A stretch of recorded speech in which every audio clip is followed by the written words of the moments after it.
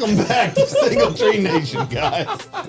I'm your man, Charlie Evelyn, and as always, we have our illustrious co-host, Mr. Derry Wells. We should have a 10-minute episode every week that is just like you got to go somewhere special to find it on all pre-show shenanigans. Oh, like just something like invite only. I don't know how you do it, but that would be hilarious. Patreon. So, there you go. Yes, there you go. Bring in the funds then. I was going to say OnlyFans, but yeah, easy there. So, just feet pics. you seen that thing, OnlyFans, but you got to pay me not to see me like that. Right. Make it bank, baby. It's just a black screen. Oh, man. Look, we have a very exciting show today. It is already starting out wonderfully. We have a very special guest today, Mr. Chris Payton. What's up? Thank you for joining us. No, thank you for having me. This is awesome. He's the 615 Negotiator. That's right. The car buying superhero for people here in Middle Tennessee. That's right. I'm sure I butchered your slogan. No, you're almost exactly the slogan. Car buying superhero. That's exactly it. I got pretty close. Yeah, pretty close. But welcome, man. Thanks for coming to hang out with us. Yeah, absolutely. We always start out the show and just kind of give you a second to tell everybody who you are and you know what you do, and then we'll kind of dive into your history and the back and how you got to where you are today, and we'll touch a little bit on technology and hospitality and all the fun things around. Sounds great. All business in general. So, who are you, man? Chris Payton, the 615 Negotiator. Welcome. Your car buying superhero. I negotiate car deals for people. So, most people, I would rather go to the dentist than negotiate a car deal, even though they love getting a new car. Dealerships have made it kind of a challenge to buy a car for some reason. Right. And I help take that painful part of the process out of the mix and help negotiate the car deal for them. So making the experience much more pleasant is When you say dealer, is it got to be like a new car? Are we talking about brand dealer? Is it used car lot? Is it just anybody that sells cars? Yeah. What a great question. So right now we're in this weird phase of, and I say weird, but a lot of dealerships are going to a no negotiation model on their pre-owned stuff. Okay. Like and the CarMax kind of. That's exactly it. So they're chasing I got a cousin that works for them. model. That's the only reason I knew. Yeah, they're chasing that model because CarMax has been successful with it. That's not the reason CarMax is successful. Right. CarMax is successful because they've spread themselves across the country, can ship a car anywhere, pay top dollar for cars, and move a lot of inventory quickly, right? Do you stay on that for just a second? Because CarMax always interests me because of someone that is never going to pay MSRP. I'm not going to ever pay full bore retail. And CarMax doesn't negotiate, right? So they have a car. It's perfect. It's everything you want.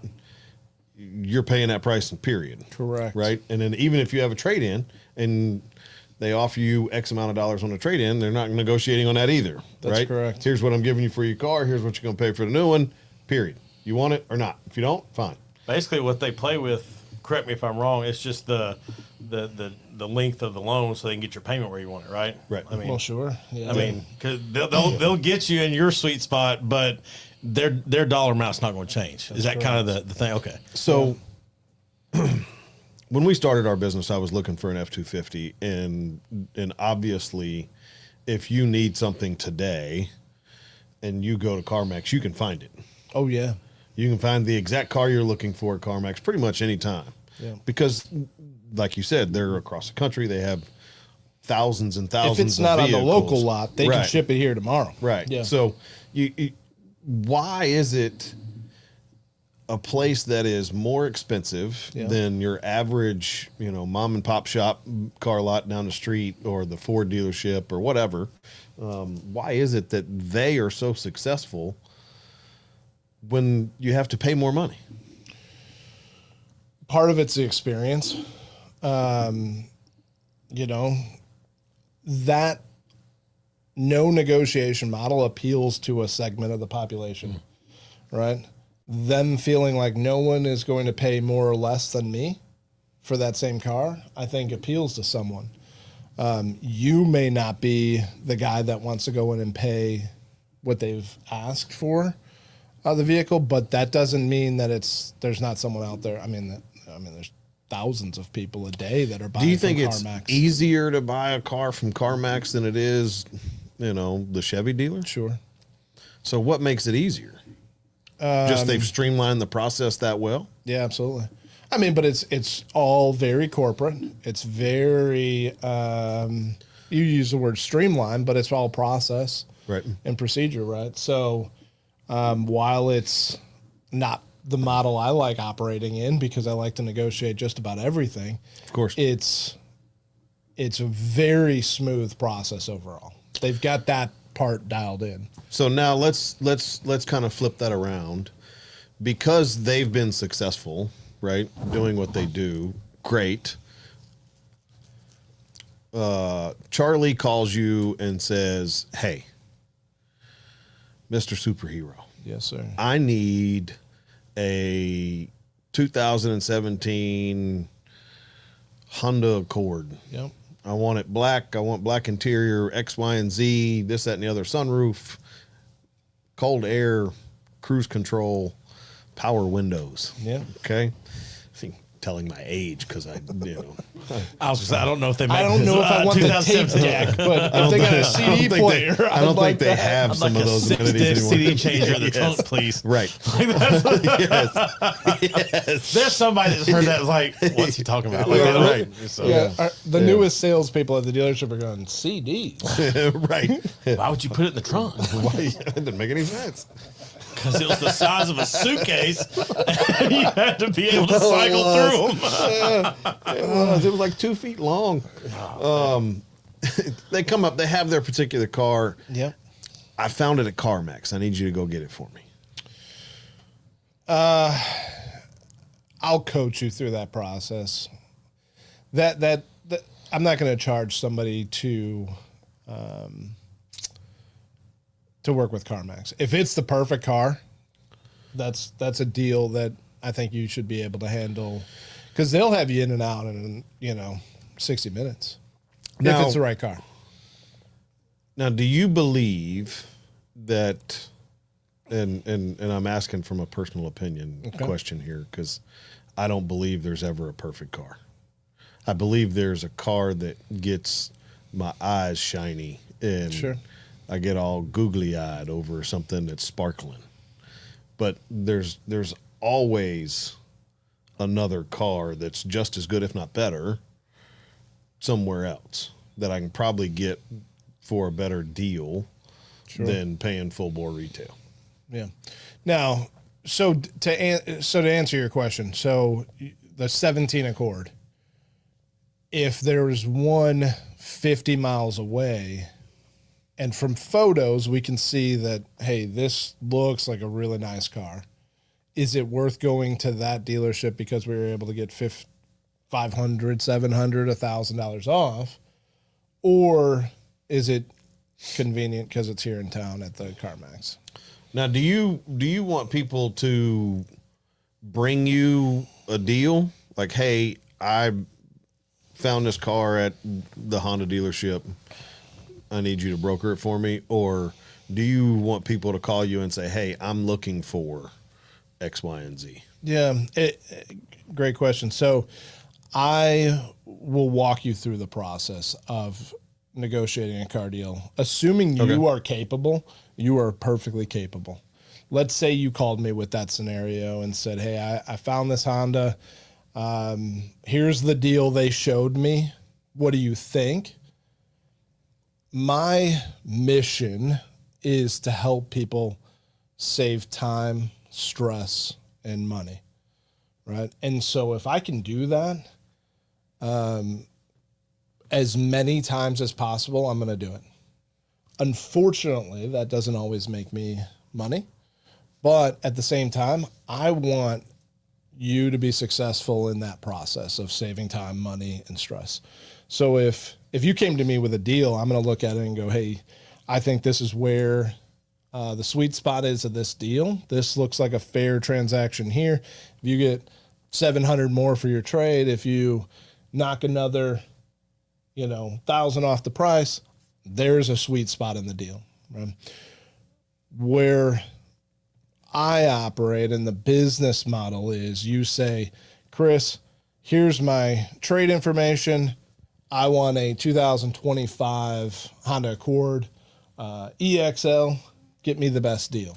I will shop 4 or 5 dealerships around the area and make sure that our local dealership or, the best deal is on the table for you.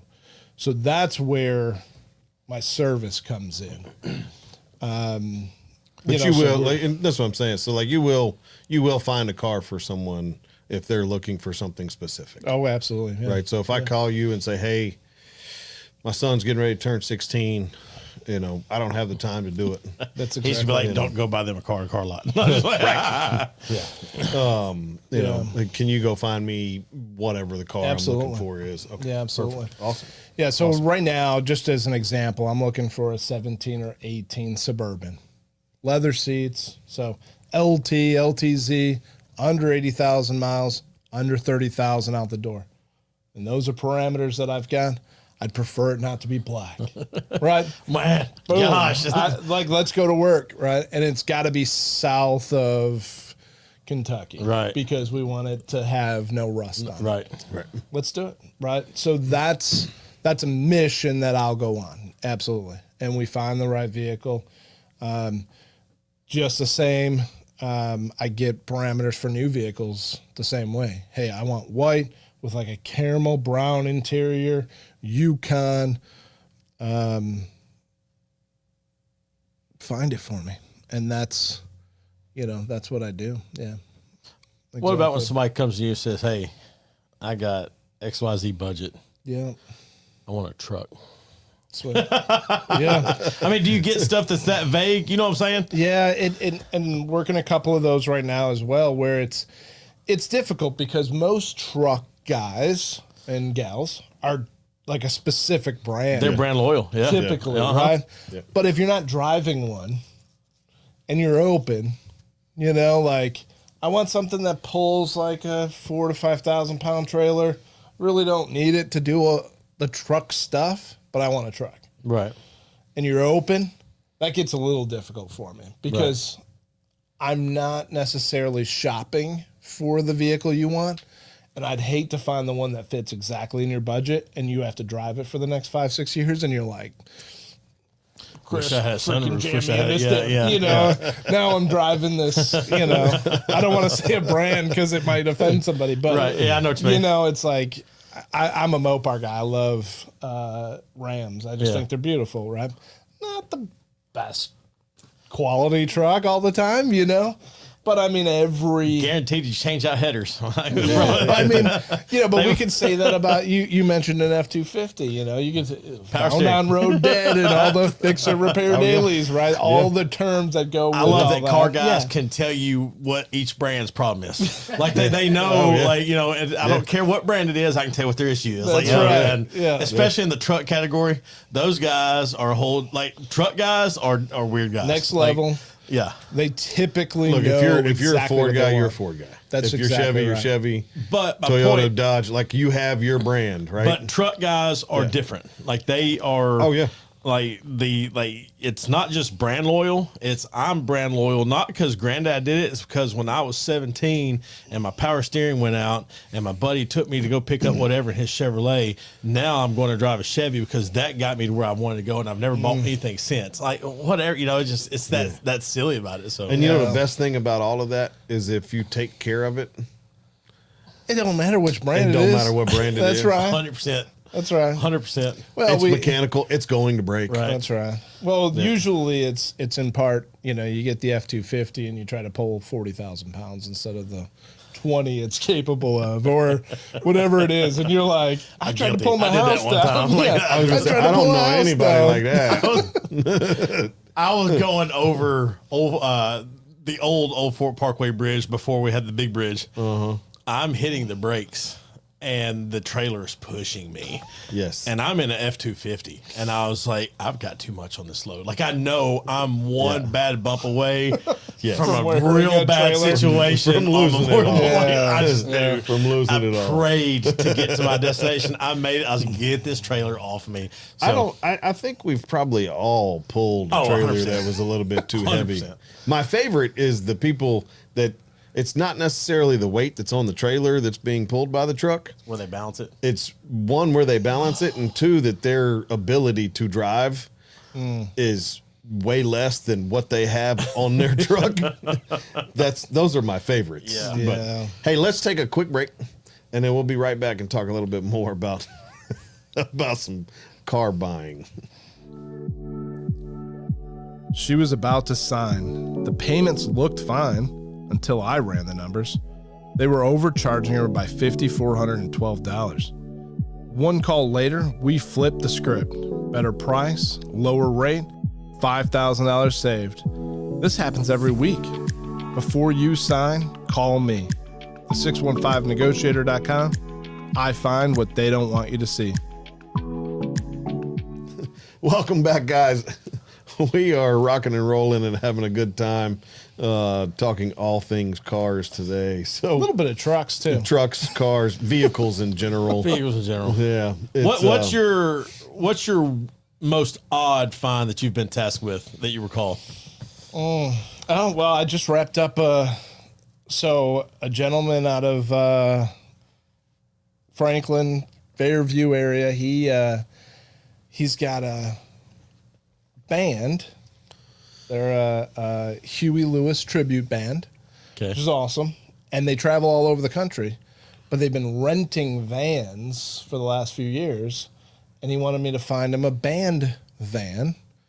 And there's a company that actually builds Sprinter vans out that have like 8 passengers. And then the back area is built out with straps and hangers and all kinds of stuff for your equipment and musical instruments. And the you've probably seen the storage cases of Right. sound equipment and stuff. So it's got all the space for all of that. And I found one in Philadelphia. That's awesome. It's a 2018. It had almost 200,000 miles on it, but I mean, it's a diesel, and so well taken It's care just getting of. broke It's in. That's right. Yeah. It's ready to keep rolling. So literally, it's landing here in Tennessee today.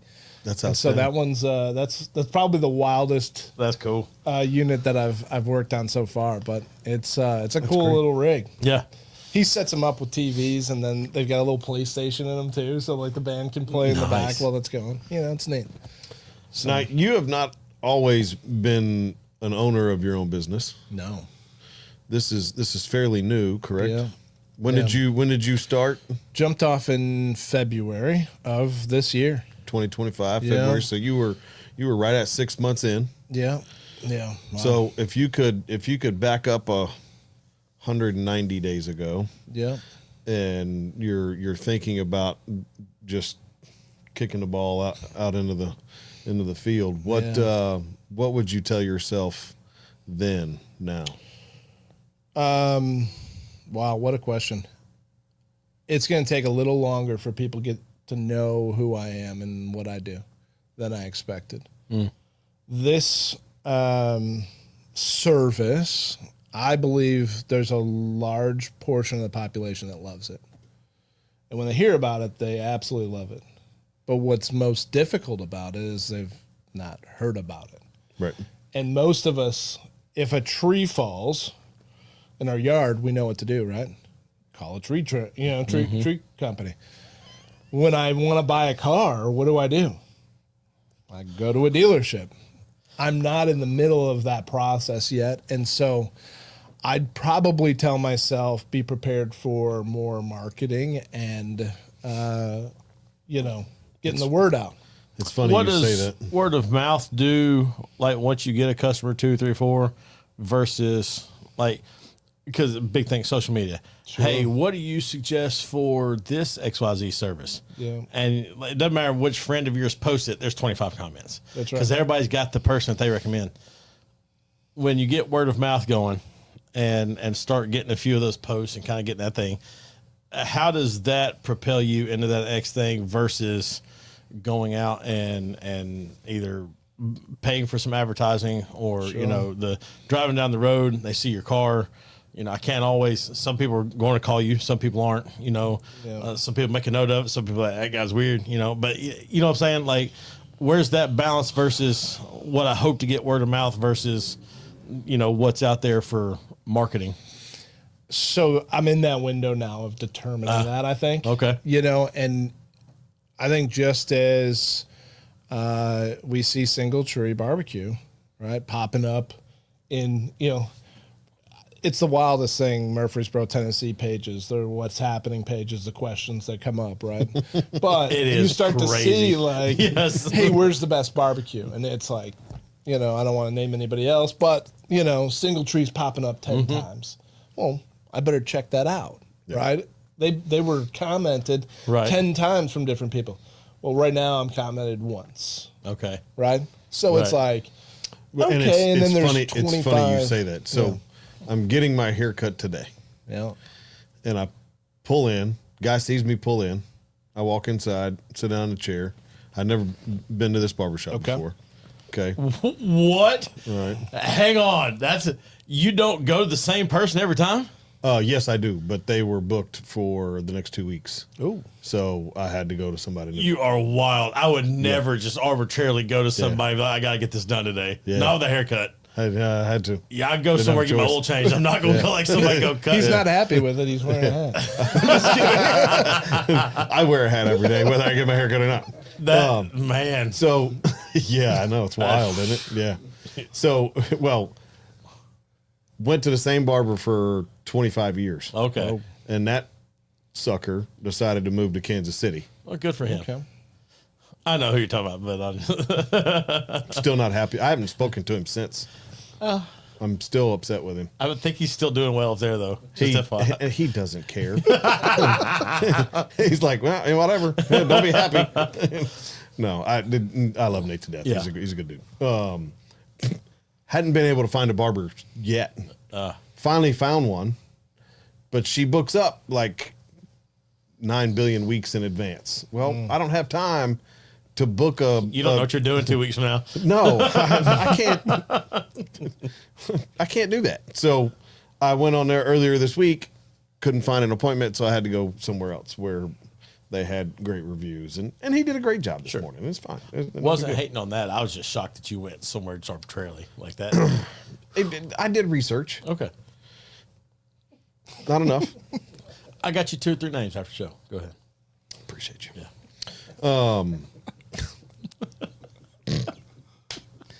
Long story short, Jeez.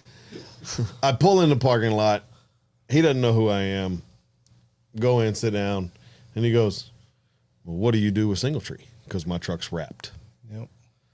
And I said, well, I'm the owner. And he goes, oh, that's awesome. Where are you located? And I said, on Old Fort Parkway. And he says, in Murfreesboro? He's 2.5 miles That was going to be my next question. from my What's his restaurant. proximity to? Yeah, maybe 3. All right. Maybe I think it's 2.7 from the restaurant to his barbershop.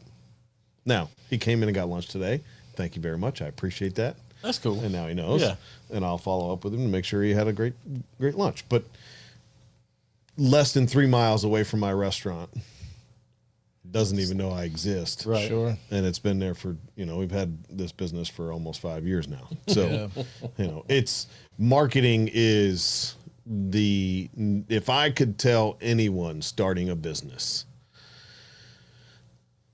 any extra dollars you have, put it into marketing. Yeah. Any extra time you have, to put it into networking. Go to ribbon cuttings. Go to all the chamber events. Meet new people. Go to any networking thing that you possibly can do. I spend way too much money advertising on Google. Sure. And we're going to be on the news. We're on the news a couple of times a quarter or a couple of times a year on multiple different channels. So it's amazing to me the amount of social that we do, the podcasting, the radio, the the news, everything that we do, and people still within a 3-mile ring of my restaurant don't even know we exist. That's wild. Wow. It's That is crazy. wild. I mean, like genuinely, that's it's absolutely crazy. But when you look at it, I have a pretty decent social following, right? Yeah. So the amount of people that actually follow us is, I think it's 20 something. No, it's more than that. I think all together is somewhere in the 40,000 range, right? So now there might be some duplicates in there. Sure. But if you look at that from a totality standpoint, about half of them are local to Tennessee, and about half of those are local to Middle Tennessee, right? So just Middle Tennessee, we probably have about 6,000 people. And when I say Middle Tennessee, Murfreesboro, Nashville, Smyrna, et cetera, Sure. right? Yeah. All this Middle Tennessee corridor. So if you just take Murfreesboro, just Murfreesboro, that means I have less than 1% of the population in Murfreesboro that follow my page specifically, right? Yeah. So if I have less than 1% of Murfreesboro, well, how can I just focus on getting more people in Murfreesboro to know that I exist? I mean, there's almost 400,000 people in Rutherford County. Yeah. gosh. Right, which is nuts for me and you to hear. Yeah. But that's a lot of people. Yeah. I would just like to have 4,000 of them come see me every week. That'd be nice, right? That's 1%. Right. Can 1% of y'all come support me Right. over the next month? Like But, that's but think about how, if you took all small business, right, and 1% of our population went to go use those small businesses for all their services, Right. how much better would our economy be in Rutherford County? Oh, crazy. that'd be insane. It'd be nuts. Part of that impresses me though, because I start thinking about like there's a certain amount of the population that doesn't go do any of these things, whether they can't or they just don't choose to or whatever. Sure. So when you start realizing how shrinking that number gets, the fact that we support the number of businesses we do really is impressive. I mean, and I'm not saying that like, because there was a running joke, at least for a number of years, that Murfreesboro was like the restaurant had more per capita, whatever. And I fol like every time I turn around, there's a new restaurant opening up, and a lot of them do well. I mean, at least because there was one of them just did 30 years, like 30 years in the same cities. Like that's wild. Toots has been around for closing in on, I think, 40 years now. So, I mean, it's 95. Yeah. Toots was 85, I thought. Whatever the time frame Toots. is. Yeah, sorry. Yes. Sorry. But my point though is you've got some longevity there. Sure. And so and the county and the city just keep growing. It's impressive. So anyway. It's crazy. Are you from Murfreesboro originally? So originally from just outside of Chicago, Okay. moved down here. I am a transplant, Welcome. but moved down here in 2017, probably at the start of the boom. I think it was 250,000 people in Rutherford County when I got here. Right. And so that climb is about 150,000 over the last 8 years. And it's You're just been one of the plus I'm like, ones. why are they still coming here? Right. Like, why didn't they stop? They still haven't stopped. They by the way. haven't stopped. Yeah. They haven't stopped. Isn't it one of the top 10 counties nationally? Oh, yeah. I think so. I mean, as far as the rate is climbing. So Yeah. yeah. Absolutely. Yeah, At one point in time, it was almost 20%. Gosh. It's just a wild number. 20% growth a year, Yeah. which is astronomical. Yeah. Well, and so then that speaks to what you were just talking about too, is how many. Now I don't know how long this barber has been in Murfreesboro, but there's going to be every year as long as that continues.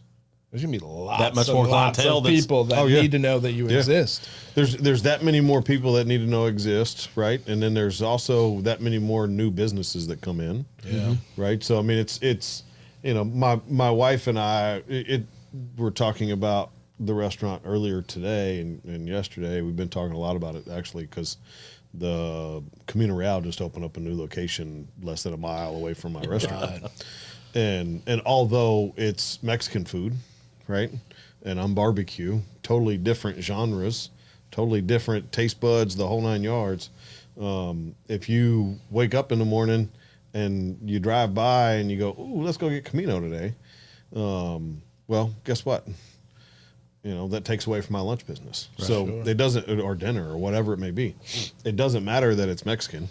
Right. It's another restaurant within a mile of mine. Right. So it's going to take some business from us. Do they still have the one over off of Fortress?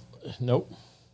What? Casey? Yep, Casey. That one closed. Okay. That one closed. That's where they moved. That one. They still have that building, from what I understand. Okay. Yeah. Really? I was like, it still says Camino on it. That's really close to have two of them. Not saying that. Well, the Fortress one. Well, the Fortress one's a mile. Yeah. Well, it's probably farther than that. It's probably 2 miles. That's close. Yeah. I mean, you got to think about coming from John R. Rice. Sam's, and going down John Rice to where Walmart is. Honda and Walmart, and that's where the other one is. Yeah. I mean, it's just down that road. I forgot about that. Yeah. Wild. Look, Camino Real is like the Mexican Starbucks. It really is. I mean, at least for Rutherford County, yeah. I mean, if I ever told you the story the first time I went there with my mom, Camino? Yeah, As a kid? You did. Yeah, like we were like 15, 16, 17. It was the original one over on Broad Street. It was before everybody knew what a Mexican restaurant was in Murfreesboro. And we go in right down the street down here. Yeah. Wait like an hour and a half to go into this joint. There's like 6 lights on. You can't hardly see. And all my mom does is points to another table. I want that. Yeah. I remember that. Yeah. I'm told us that. Yeah. Then he like just that. I'm like, Mom, you don't even know what that is. No, but it passed her eye test, and that was all it was. It's all she ordered for years was the enchilada supreme. And I was like, years. That's what she got. Me and Jason Cooper would go over there and eat endless chips and salsa. Oh man, we'd get one queso. I've never seen anybody sad with margarita and chips and salsa in front of them. You don't do margaritas. Get out of here. It's wonderful. I've never seen anybody sad with an adult beverage and chips and salsa. We're gonna go drink margaritas one day. We are. All right. Yes. After a podcast. They give me hard. I've never had a margarita. That's okay. So that's where the ribbing is coming from. So you moved from Chicago to Murfreesboro in 17? In 17. So what were you doing in Chicago? So I was a new car sales manager at a Honda store in Crystal Lake, Illinois, which is just outside of Chicago. Okay. And found myself and my family, my father-in-law was talking about moving to Middle Tennessee, moving out of Chicago, getting somewhere warmer and less taxes, less crime, less stuff. There's crime in Chicago? I was going to say safer. Small amount. It's a little safer. And so I found a opening for a new car sales manager at Honda of Murfreesboro. And I said, I think we've driven through Murfreesboro before on the way to Disney or something. Yeah. And you drove from Chicago to Disney? Yes, we did. That was Al Capone used to do it all the time. 2013. We drove through to Disney. What is that, a 20-hour trip? It should be if you don't blow a rear tire on your way back and turn it into a 26-hour drive. So it is a 21-hour drive if you do it right. Yeah. You take multiple drivers, right? Like that's and the nice thing was, so the dealership I was working at, I took a high-rise van, and we drove down, and it was a good time, but it was the way back was a little bit of a mistake. Bless you. Yeah, had the whole family, in-laws, and my daughter was 5, and it was fun, all in the same. It wasn't just you and the wife. No. I had to have them with us, which was fine. It was fine. It wasn't. I feel fine. like you keep telling yourself that. It was not fine. Let's talk about to put this memory out with your in-laws. No, it was all right. We but we did screw up the trip back. And so I turned it into a 26-hour.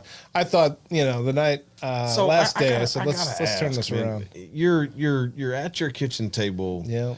It's you and your wife, and you're like, hey, we're gonna go to Disney. Yeah. Where does hey, my mom and dad are gonna come as well, and we're gonna drive. How does it because I would look at my wife and go, y'all have fun. And looking back on it, maybe that conversation's happened since. I was, so they had, and still have, one of those nice timeshares. Okay. That puts you on right about the Disney campus. And so you're kind of in that, not rocking a hard place situation, but hey, they're coming with us and we're going to use their condo. And so it worked out that way that there was a savings there. That makes sense. The driving, looking back on it, that's the changes we probably would have made. Like, gotta meet y'all down there. I'm gonna swipe the credit card. Yeah, it's 10, 11 hours from Nashville to Disney. Yeah. Okay. And I've told my wife, if we ever go, we're flying. Like, I'm not going to be in the car that long with my kids. Like, do it once. No. Do it once. Like, so just I road took trip a job. once. No. Go do that. I'm just saying, it's I worth took it one a job time. with Tony Roma Steaks and Seafood. Okay. And I trained in Miami. And That's a different animal, though. the director looked at me and said, hey, we'll pay for your flight and all that stuff, the whole 9 yards, and get you a rental car. And I was like, how about I just drive, pay for my gas, and that way I got my truck and I can be comfortable, and I'm going to be down there for a couple of months.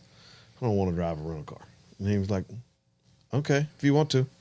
And that took 15 hours. A human being should not be in a car that long. Yeah. I'm a driver. I like it. Like, as long as I can be behind the wheel, because I got any other seat, I fall asleep. But if I'm driving, I'm good to go. And so, and I like the experience. I like pulling over and seeing this. I don't like traffic. I don't like the blown out tire. Yeah. I don't like the weird things that happen. Like, my son was coming back from Orange Beach last week, and I'm thinking that's about 6.5, 7 hours. Yeah. Almost 10 hours later, between traffic and stops and the mess on 65, and I was like, that sucks. Yeah, that's what I'm talking about. If it's 10 hours and it's me, supposed to be 10 hours, I'm okay. If it's 10 hours, it's supposed to be 7, I'm out. Like, see, that for me, it's inevitable. okay. Like, I think everybody is. It's going to take me twice as long as it's supposed to. That's why you got to get a car from Chris. There you go. Yeah, you get a real nice, comfy vehicle. Get that And 22 negotiate the Suburban. best deal. You'll feel great about it. That's right. Savings on the front end and the back end. See? So Chris and I were talking. You see the sparkle disappear? Like, he's like, nah, I'm not falling for this. Chris, I thought you had him, man. I thought you had him. Chris and I were talking. Was it last week? Couple week weeks before? ago. Yeah. A couple weeks ago. Yeah. And I told Chris a story about when I bought a car. One of the last cars I bought, actually. I'm like him. I play hardball. Yeah. I'm not I will never buy a car from CarMax. I went to that dealership one time. It wasn't even this one. And we both know the guy that runs this one, and Troy's a great guy. Love him to death. Right, yeah. But I'm not going to buy a car from CarMax. But you're the negotiator type, though. Yeah, you're the type that that he's wanting to, hey, go find me the best deal. Like, go, and there are some people, the business type, that want to sit in there, I'm sure. But the convenience of if I'm running a business, if I'm a stay-at-home mom, if I've got this whatever, hey, here's my budget, here's what I'm looking for. You go out and shop for me. How much time did you just save that family? So Charlie's the oddball that likes to play. I enjoy that it. Story is exactly it. So, like, I bought a car for my wife. It was a long time ago at this point. And back in, I think, 2015. Anyways, long story. She drove by this car lot, found a Roush Mustang that she liked. candy red, pretty car, had to have it, 6-speed, whole 9 yards, vroom, vroom, boom, boom. She's great, right? We got 2 babies. No need to have a big car. Put a car seat in the back of a Mustang, right? Like, Yeah. And we did. it's turned sideways. It's got a roll cage. So safety first. Right. That's the So, but I walk into the dealership and pretty much tell them how much I was going to pay for it, and they wouldn't do it. And so, as the guy walked away to go talk to the sales manager, I wrote a check out to him for the car. He came back and he was like, "Man, I got you down. It was like a, $2,000 difference or whatever." And I said, "No, that's what I'm willing to pay," and didn't want to do it. So I took a check, got up, I left. Come back a few days later, same check. It got down to about $500, $750 difference in price, whatever it was, and no, I told you, man, this is what I'll pay. You want to do it? So I got him left. Man, I wasn't a mile away. He's calling me. "Hey, man, my guy said he'll take that price." Well, that was the price before I left. oh, dude, don't be that guy. I done come back twice now. Yeah. So I went home, and I told him, I said, "It's $1,000 less than that." Oh man. So I gave him, I don't know, about another week, and I walked back in there with the price that I told him that I would do it. The second check? Yeah, the second check. Check wrote out. "Hey, man, here you go."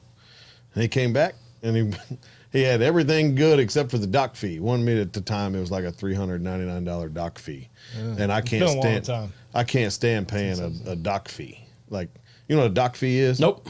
It's a document fee.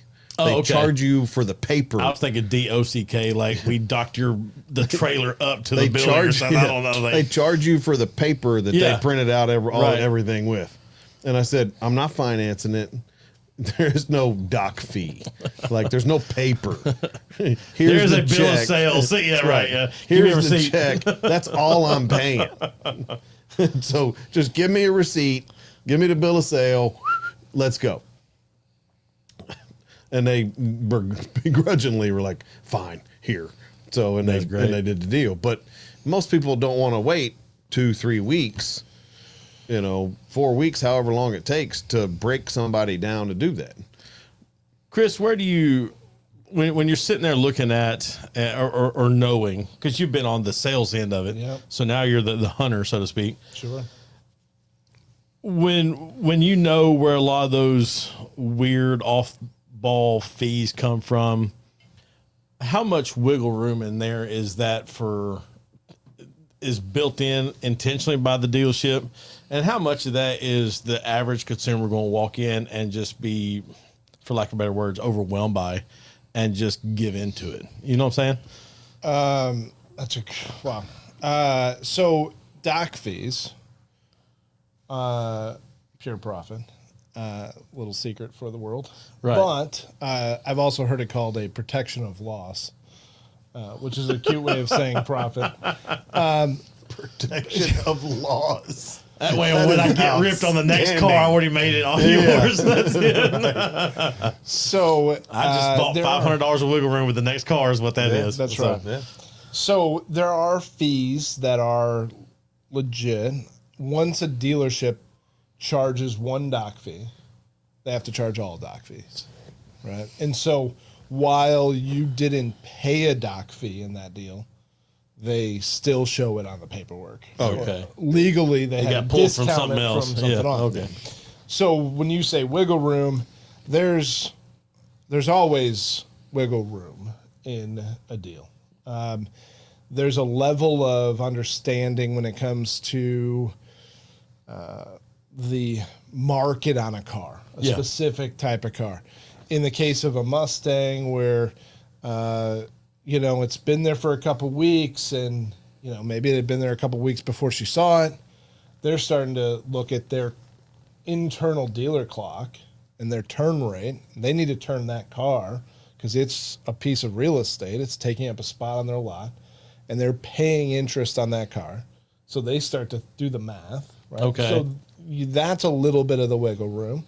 But if they haven't determined, if the dealership hasn't determined that that car is not going to sell, then they can hold out a little bit longer. If they've determined that, hey, man, this is the first guy that's cracked the door on that Mustang. He's the only guy that's made us an offer. We better take it this time because he may not come back. Right. Okay. Now, to your side of it, though, you did and were willing to take the risk at the risk of your wife being upset that somebody else came in and paid what they were asking. Right. Right. And so that's difficult for a lot of consumers to do. Yeah. Yeah. Right. So it's my only tip that I put out there. You know, you see a lot of guys that are, here's the hack. Here's the number 1, number 3, 12th tip and trick to saving money. The number 1 is exactly what you did. Being prepared to walk away from a deal that you don't like.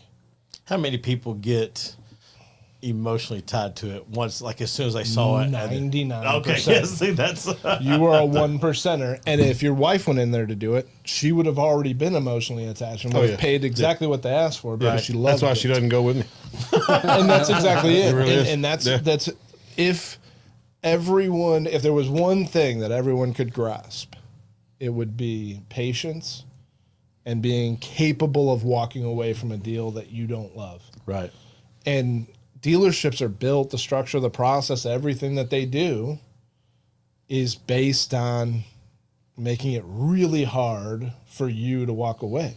You like the car, you like the salesperson, you like the deal. May not be a great deal, Right. but you like it all and everything works. I really don't want to do this again. Right. Right. So, And you sit there all day. oh, yeah, Right, that's so all you're- part of it. You're there. Oh yeah, you're there for hours. You can't tell me when you're the salesman and you go to Chris as the sales manager and you got a guy sitting in there waiting and you've already signed and hey, if you can get to this price, I'll do the deal. You sign the signature on it. Yes. So that's you saying, hey, if they can get to that number, you're going to do the deal, right? Well, now you go up there and you sit there for 20 minutes. Well, they ain't talking about the deal. No, they're trying to decide what they're ordering from Singletree. Yeah. I love it. I love it. Right. I Right. mean, really, that's I what love it it. is. It's Yeah. lunchtime. It's coffee break. It's, Yeah. you know, hey, did you see the game last night? What are we betting on? Yes. You know, Yeah. And then you go back TikToking. 20 minutes later and like, man, hey, they can't. I can't get you to that number, but for $5 more a month, we'll get you. 72 We can months. get you right here. Yeah. Right. So, yeah. For $5 more a month, just go, $5, man. Come on, it's only $5, yeah, the payment game. right? So and then you sign a deal, Golly. and they What, just five- what? they just made the same amount of money as if you would have done the original deal. Yeah. What's the math on that, Chris? $5 extra. $360. Yeah. So it's $360 in profit in that case. But you start talking about, But over 5 years, that's $1,500. well, no, over.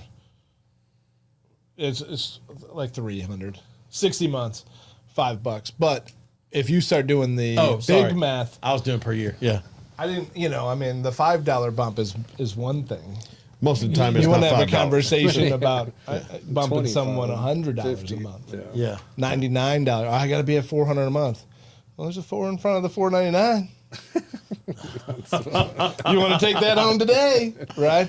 That $100 a month. He's had that Now conversation. we're- You can tell. Like, that's, I mean, now we're talking about $7,000 Right, real quick, right. You start doing some, you know, math. It starts getting into calculus and algebra and all kinds of stuff. Now, do you find it's better for someone to finance the car at their own bank versus through a dealership? So it's a combination of yes and yes. So what I like to do is get our pre-approval from our bank or credit union. So locally, we've got Ascend, we've got First Bank, we've got, you know, Volunteer Bank. You can go Right. into any of these banks, get your pre-approval. So I know I'm approved for, I'm just using round rate, right? 5%. Well, if the dealership will do 4.25, why would I pay 5 at my bank? Let's do the dealership rate. Right. So it's yes and yes, and that's what, you know, so I want to have that as my ceiling The pre-approval is my ceiling rate. So if I know that the best rate my bank or credit union can do is 5, anything below that is better. I'll take that at the dealership. Tell me if my thinking is flawed. Okay. Because this is the way I've done car deals my entire life. So you're the expert, I'm not. I have felt like that when I go in with the, hey, I'm going to finance through you guys, Yep. that I typically get taken advantage of more from a price of the car, the total price of the car, right? So if it's a $30,000 car and they got it listed for $33,990, right? That's what they're gonna focus more on my monthly payment than the price of the car. Where if I go in with, hey, I want to buy that $30,000 car for $30,000, here's the check, I'll worry about the financing. Yeah. Then I get the price of the car less than if I'm trying to negotiate with them on price in a finance standpoint. Because then the focus automatically goes to, oh, well, you're financing through us, so what do you need your payment to be? Oh, well, we'll finance it for 96 months. You know, yeah, it's $73.87 for 96 months. You know, don't worry about that. You're only paying $22,000 in interest. You know, Right. yeah. Before you answer, Yep. let's take a quick break and we'll come right back. Cool. What's going on, guys? I'm your man, Charlie Eblin, the owner of Single Tree Barbecue, located right here in Murfreesboro, Tennessee, 2805 Old Fort Parkway. We're open Tuesday through Saturday from 11 until 8 p.m. and on Sundays from 11 to 3. If you want some smoked wings all the way to some Texas-style smoked brisket, y'all come see us. We have some amazing lunch specials during the week and outstanding barbecue right here in the Middle Tennessee area. We can't wait to see you guys. Welcome back, guys. We're discussing on whether to go in and finance through your bank or finance through a dealership, and Chris was just about to give us the all the tea. Yeah. So the key to what you're talking about there is, and my suggestion here is, negotiate your sale price. Right. And so whether you have a payment budget or not, those are tied together. Right. Mm-hmm. If you know what your interest rate is from your bank, you can download any amortization calculator to determine and plug in numbers to determine, hey, if I need to be at $400 a month, I need to be at $20,000 out the door or amount financed. And so in that case, I know where I have to be sale price wise to keep me at $400 a month. And that's any dollar amount, right? If it's $600 a month, whatever that monthly payment is. When we let the dealership play with those payment numbers, yes, there's room for manipulation, or there's also room for that $20, hey, it's only $20 a month, skip one Starbucks a week and you'll be fine, you know, that type of thing. And then it becomes, well, I just gave up $1,200, maybe $1,500 in cost, which can be tied to profit. It can be tied to more vehicle than you maybe should have bid off, you know. But yeah, there's a level of negotiation that happens that should only happen on the sale price of the vehicle, not on the payment. Right? Now, that being said, there are cases that I've been a part of that someone like yourself, you can negotiate a payment that hard and say, I'm leaving if we don't get to $400 a month. You stand up and you leave. You know what it's based on. You know the math and how to get there. There's a dealer that might chase that payment and have to discount several $1,000s just to get you to your payment that you'll walk away from if you're any higher. Right. A lot of people aren't willing to walk away. And that's the challenge that most consumers face, is that... I feel like that's the silver bullet to buying cars, though. It's the one recommendation I make every time I talk to You have to be willing to stand up and go, not today. Yeah. That's why I want to use somebody like Chris. Yeah. Because I'm not already emotionally tied. I give you the ballpark of what I'm looking for. You go do your thing. So that's what makes me good at what I do. Right. Is because I'm not emotionally tied You're the to the third party vehicle there, you're looking for. And you're not going to get worked up. Hey, here's my parameters. Here's my budget. I got you. Give me 5 weeks. And it doesn't matter to me necessarily. You know, we talked about trucks and whether one's better than the other one. I'm not saying I don't care, but if you wanted to buy a car that I don't love, its track record or something like that, new car wise or whatever, and it, you know, that's not my decision to make. Because I'm the consumer. You're the consumer. Right. You're going to go buy it with or without me, right? Right. So I'm going to help you get the best deal on it. Right. That's my goal. You right? take care of maintenance records later. Yeah. Do you feel like, how do you feel like your experience as a sales manager, do you feel like it gives you a leg up in in negotiations? Sure. It gives, but it also gives me a respect for those that I'm negotiating against. Yeah. There you go. And so there's a level of, I hope it comes across when I'm negotiating. There's a level of understanding of what it takes to be a car salesperson, be a sales manager, and run a dealership and do all that stuff. So I have a respect for those people. And so while, yes, I do shop around and get the best deals everywhere and then try and kind of land the plane where I want it to be, I do it very respectfully. Right. And so I do have an understanding of where to look for what the deal is and what I should pay for a specific car and what the market is and how many days on the lot. All those things play into how I can negotiate. So yes, to answer your question, being in the business and being at that level has helped me in this role. But at the end of the day, I have to maintain some relationships with the guys that I want to work and buy the cars from. Right, because you're going to go back to those guys. Yeah, that's right. And the guys that respect what I'm doing for the consumer, we seem to build the greatest relationships, and awesome. that's been really cool locally. Is finding those guys that, you know, they get it, right? They're going to do the deal either way, but it's going to take them 4 to 6 hours of back and forth with with Charlie. Right. He's going to leave, and then he's going to come back, and then he's going to come back, and then we're going to have to go. Why do we have to go through all that? Chris just got Charlie the deal in 20 minutes. Right. Or what have you. Not trying to say how long it takes me to negotiate most deals, but I mean, there's just an efficiency about it. Right. No.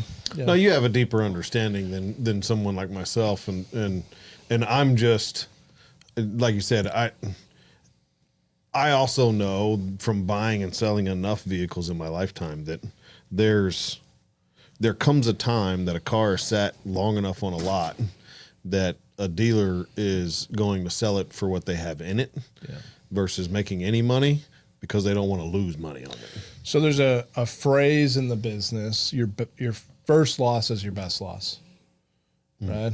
And so the longer a vehicle sits, the bigger that loss potential is and that risk of loss is. So, your first offer is a lot of times your best offer as well. And in your case, when you negotiate that deal, your first offer actually was your better offer. And shame on them for not taking the first offer because when it circled back, you were $1,000 lower, And so at the end of the day, your first offer sometimes is what a dealership should take. Now, here's the thing that also helps me. Your offer was realistic enough for them to end up taking it. A lot of consumers go into a scenario where they say, I'll pay $20,000 for your $30,000 car. Just that's unrealistic. Not realistic necessarily either.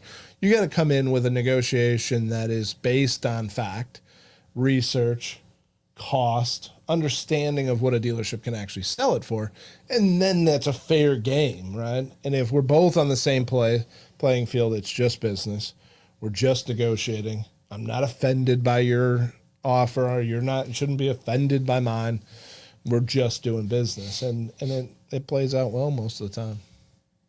I love it. That's fantastic. I love it. I feel like I've learned a lot today, and I've never even bought a car like that.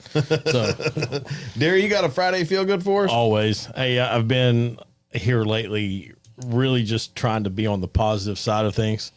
and not so doom and gloom, especially if you are paying attention to anything in the news right now. It just feels like the world is like, the sky's falling, and just give that stuff up. So I got a quote from, it's an unknown source, but tell someone how they inspire you, how you appreciate them, how they make your life better. It could make all the difference. Y'all know what to do. Find somebody you know, tell them you love them. That's a good one. That's a bar right there. Yeah, Fire. I like that. There you go. Yeah, I like that. Chris, how can people find you, get a hold of you, use you for your service, all the things? Yep. So www.the615negotiator.com. The number is 615-962-2667. And you'll probably get me when you call. You can find out all about the services I offer. I offer everything from coaching through the process, and that's helping with your trade values, the sale price you should expect to pay.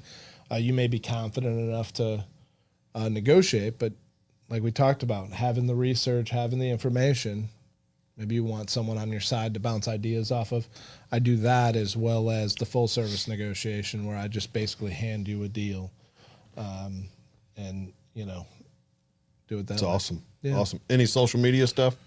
Yeah, Facebook, Instagram, 615 Negotiator, on TikTok, CP the 615 Negotiator. So I like to post a lot of information about, the car buying process, what we face as consumers, and, some ways to avoid some of the stress. Yeah, your Instagram stuff is great. I watched about 5 or 6 of them that night. I was like, okay, yeah, Cool. So Cool. I love it. Yeah. I love it. And I also do some workshops you'll see pop up through the Chamber of Commerce here in Rutherford County. A big part of my mission is the education of the consumer. Nice. And so I like to put on these free lunch and learns where people can come in and just learn about the process, things to watch out for, things to look for during the process, and ways to save money and time. And so those, I think we got one coming up like the 3rd week of August, but if you watch for it on social media, you'll see it there. Nice. I love it. Sweet. Chris, thanks for coming to hang out with us. Thank you guys. This has been fun. Guys, look, you know what to do. If you want to get involved, please feel free to reach out to me at charlie@singletreebbq.com. You can call me at 615-307-0120. If you need a car, call my man Chris. He can help you out in the process. Even if you like to do your own deals all the time and you just don't have the time to do it now, Chris can help you out. Amazing man, even better negotiator. You don't want to miss that deal. So, look, please like, share, and subscribe to our show on YouTube. And you guys know what to do. If you want to get involved, give us a call. Until next time, we'll see you then. Y'all be good.